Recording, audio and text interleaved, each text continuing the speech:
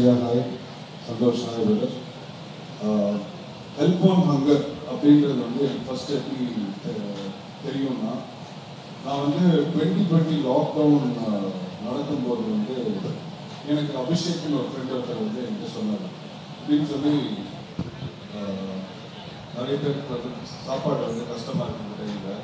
So help on ஹங்கர்னு சொல்லி ஒருத்தர் ஆலன்னு சொல்லி ஒருத்தர் ஸ்டார்ட் பண்ணியிருக்காரு.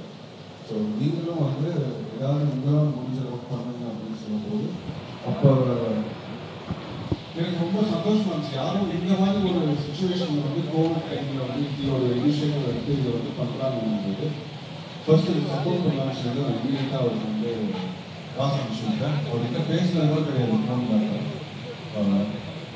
எனக்கு அதுக்கப்புறம் ரொம்ப வருஷமாக வந்து அதோட கனெக்ட் இல்லாமல் இருந்துச்சு. இப்போ ரீசெண்டாக திருப்பி ஐஸ்வர்யா அண்ட் எங்கள் ஒய்ஃப் 2 பேர்னாலையும் வந்து அகைன் எனக்கு ஸ்ட்ரைக் ஆச்சு. நான் அவங்களோட சேர்ந்து போய் ட்ராவல் பண்ணி சிட்டி ஃபுல்லாக என்னை கூப்பிட்டு போய் இன்னும் நடக்குது, யார் யார் எப்படி வந்து கஷ்டப்படுறாங்க, எப்படி சாப்பாடு இல்லாமல் இருக்காங்க, எப்படி ஒரு பெட்ஷீட் இல்லாமல் இருக்காங்க அப்படின்ற ஒரு விஷயம் வந்து ஸோ காட்டும் போது எனக்கு அன்றைக்கி ரொம்ப எமோஷ்னலாக ரொம்ப பாதிக்கப்பட்டுச்சு.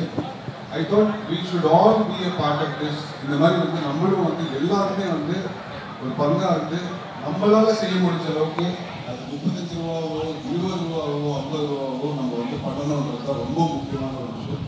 ஏன்னா இன்னைக்கு அது தேவை நம்ம ஊரில்.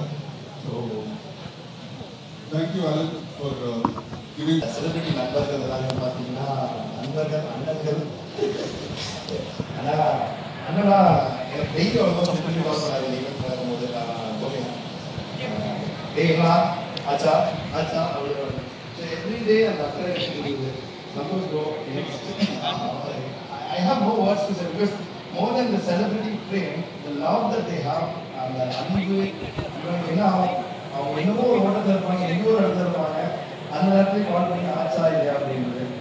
ஐஸ்வர்யா பொறுத்த வரைக்கும் ஸ்டேஜ் கூட நான் யோசிச்சு she's a very good friend of mine. ஹெல்ப்பாக மூலமாக பண்ணி she knows me, என்ன பண்ணுவோம் என்ன நடக்கணும்.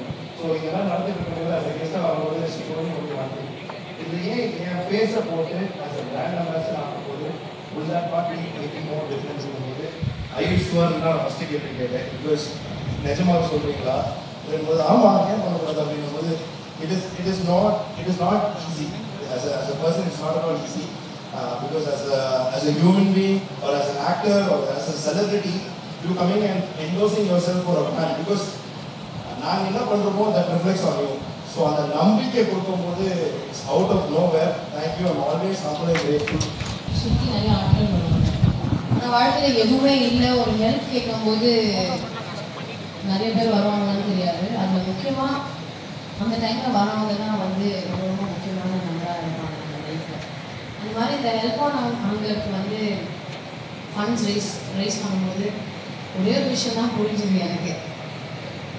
ஒரு 5000 பேருக்கு பிரியாணி போடணும்னா கிட்டத்தட்ட எவ்வளோ தொகை தேவைப்படும் அப்படின்றது ஒரு ரொம்ப ஜென்ரலான ஒரு விஷயம். நம்ம எல்லாருக்குமே தெரியும். ஜென்ரலாக நம்ம வீட்டில் ஏதாவது ஒரு ஃபங்க்ஷனோ ஒரு 25 பேருக்கு பிரியாணி போட்டால் ஒரு 3 கிலோ பிரியாணி பண்ணணும் அப்படின்ற ஒரு மைண்ட் செட்டில் இருக்கும். ஒரு 5000 பேருக்கு போடணும்னா இல்லை அவங்க எடுக்கலாம்.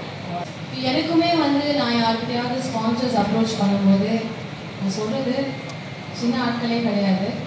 அவங்க எல்லாருக்குமே நம்மளும் உதவி செஞ்சுருக்கோம். ஆனால் வந்து அந்த டைமில் நம்ம கேட்கும்போது ஒரு சேரிட்டி ஒரு நல்ல விஷயத்துக்கு கேட்கும்போது அவங்க யாருமே எனக்கு சப்போர்ட் பண்ண ரியாலிட்டி. ஆனால் இன்னைக்கு வந்து ஃபண்ட்ஸ் அவங்க நிஜமாலே ஒரு பெரிய கைத்தறி கொடுத்து சாதாரண விஷயம். நீங்கள்